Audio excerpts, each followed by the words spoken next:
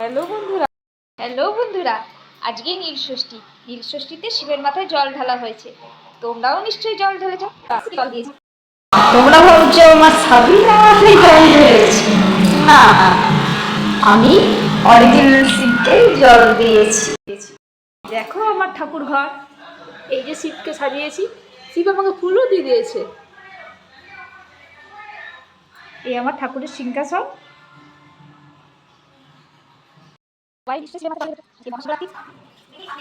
Dahlia, দুটো কচুরি খেয়েছি সকালে।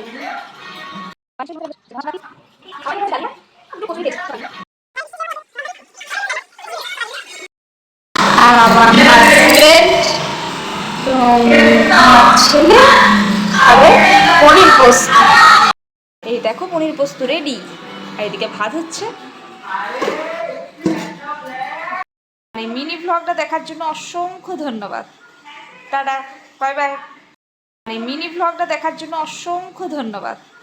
Tata, bye bye.